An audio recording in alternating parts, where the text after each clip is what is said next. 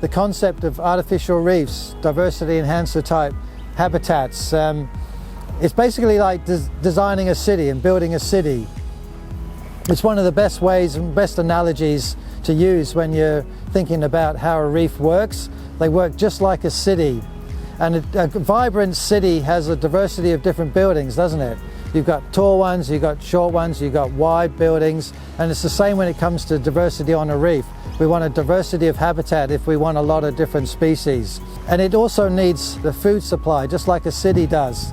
So a good reef site has to have a current that's bringing food to the reef, just like a city needs a constant supply of food. And also a city needs the waste taken away, and that's what a current does on a reef as well. It takes the waste away. So it's bringing food and cleaner water and taking waste away. Also, there's different visitors that come into a city during the day compared to the night time, and that's the same on a reef.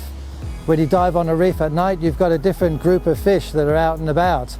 Octopus coming out, lobster coming out, for example. And same on the city. You've got your daytime crew that are in the city working, doing their thing, and then nighttime comes along and the people in the city change. It's also seasonal as well. During different seasons you've got different fish moving through, just like for a city.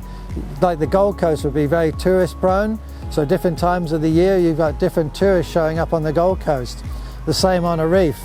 There's a list of different fish and the different times of year that they show up on the Gold Coast. I think Spanish mackerel was from April to October, for example. And then of course we got the biggest marine animal of them all, the humpback whales, coming through this time of year, migrating through. So your reef in a good location has migratory species that you've got to think about and cater to in how you design your reef. Also the size of the reef, there's critical mass.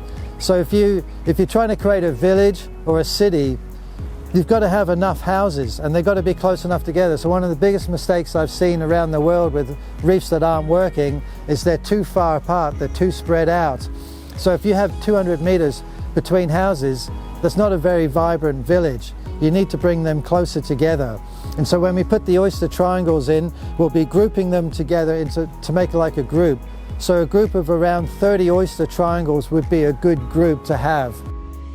So always think of building a vibrant village and a vibrant city and what makes them work.